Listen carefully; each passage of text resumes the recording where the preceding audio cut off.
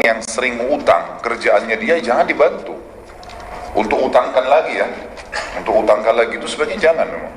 Itu lain, itu pelanggaran, karena berhutang itu dalam Islam bisa masuk dalam hukum makruh atau haram. Itu utang.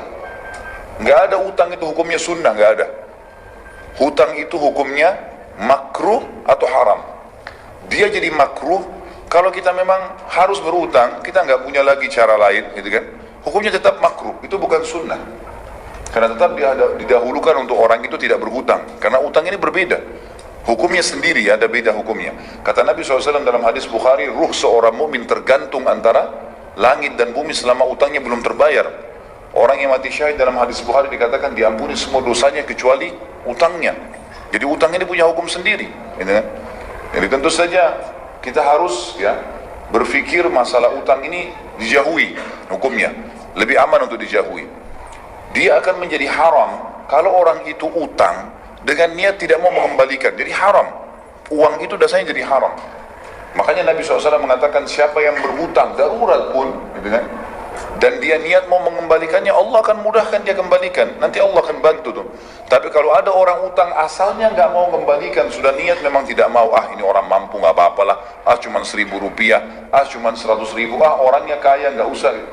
Maka ini sudah haram hukumnya. Dia haram dalam berutang, hukumnya haram.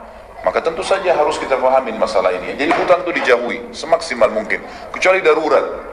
Dan kebanyakan pintu utang terbuka ini teman-teman sekalian karena memaksakan diri di atas kapasitasnya.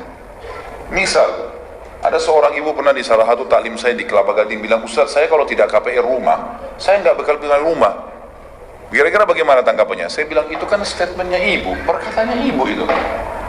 Jadi langsung mematok diri tidak akan punya rumah kecuali harus KPR, utang. Saya bilang, itu kan perkataan Anda, dari mana Anda punya jaminan tentang masalah itu? Kenapa nggak kontrak dulu, nggak paksain diri, sambil ikhtiar, sambil berdoa, dan nanti beli cash, itu bisa kok kalau mau, gitu kan? Buktinya banyak orang yang utang, apalagi terlilit dengan masalah ribawi, dipastikan subhanallah, ujung-ujungnya meninggal jadi masalah.